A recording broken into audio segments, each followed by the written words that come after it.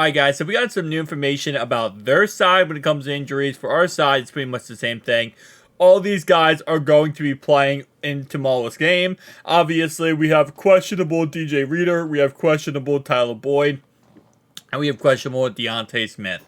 Tyler Boyd's 100% is expected to play. DJ Reader's 100% expected to play. Deontay Smith had a personal thing, so that's why he did not practice on Thursday and Friday. We're kind of see what goes on there, but most likely 90% chance Tyler Boyd and DJ Reader will be playing for this upcoming game, so there's no problem at all. Now, here's the thing though. Let's talk about their side.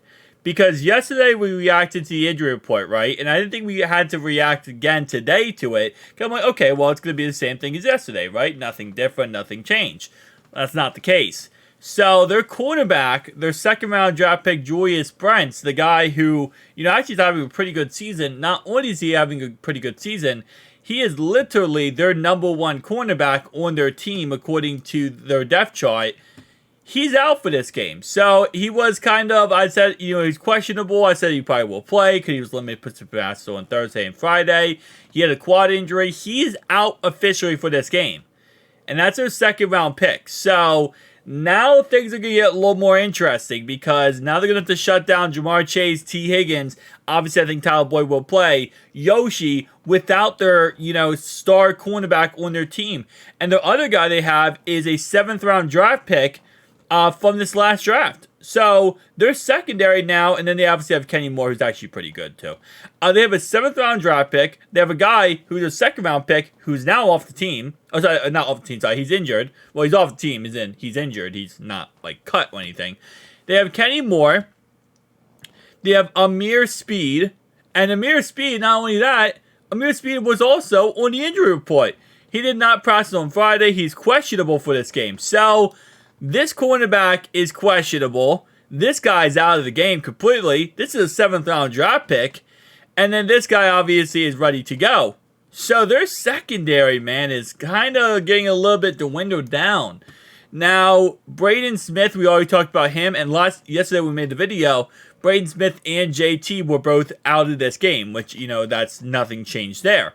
But now they have another guy out, and that's EJ Speed. Now, EJ Speed is actually their starting linebacker on their team. So their starting wing linebacker is going to be out of this game. So they have no starting linebacker. Their starting corner's out.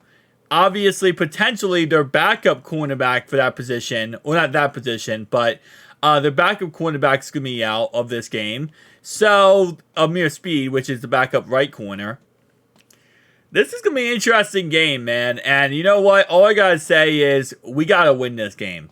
Because we have played games this year where injuries have happened and we haven't taken advantage of them. And we haven't played to our best football. I mean, listen, they have no right tackle. They have no starting running back. Obviously, based on what people have told me, I was incorrect about Zach Moss. I thought he was more just a receiving back, but apparently, people said that he's more of, he can run the ball too. He's actually good at running the ball, so I apologize for that. I thought he was more just a receiving back. That's what I've always known him for when he was in Buffalo.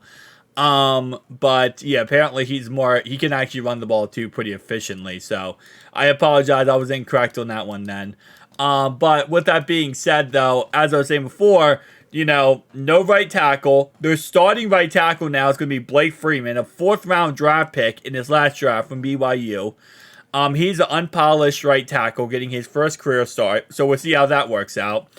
Again, like I said, Zach Moss, Tyler Goodson, they don't have the running back core to beat our defensive line. There's no reason to lose this game. There's really no reason to lose this game in any way possible. And a win in this game, this changes a lot. This is going to continue our run toward the playoffs, and listen, it's going to continue the run of Jake Browning's success.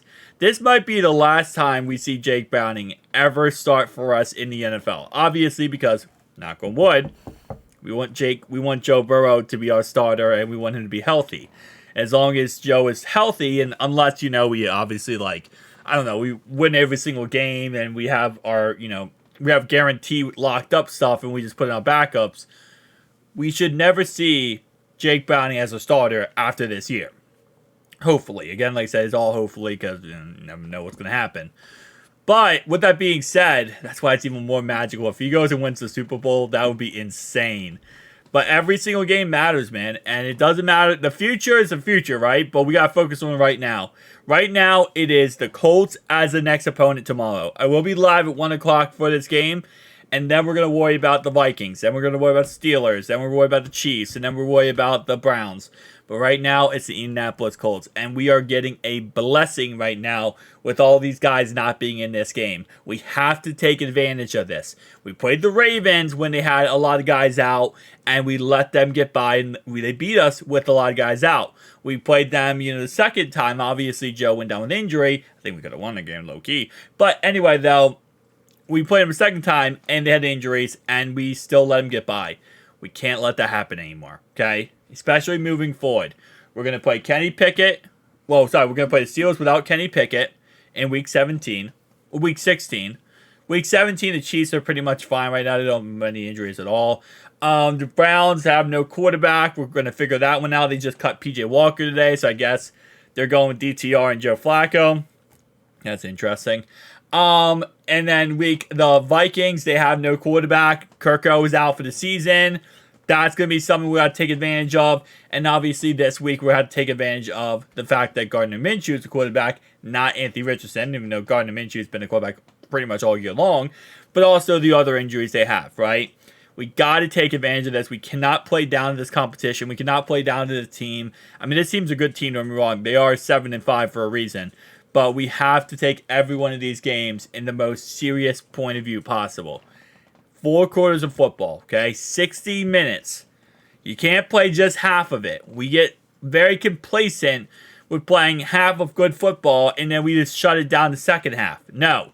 It's ironic enough because this team has always been known for being a second half team, but yet this year it seems like the first half we do it, and the second half we shut it down. Like, we got 4 quarters of football. Every single player in this game for us, and moving forward, is going to matter. It's not just Jake Browning. It's not just, Jamar Chase. Our tight end group, by the way, I just wanted to give a shout out here.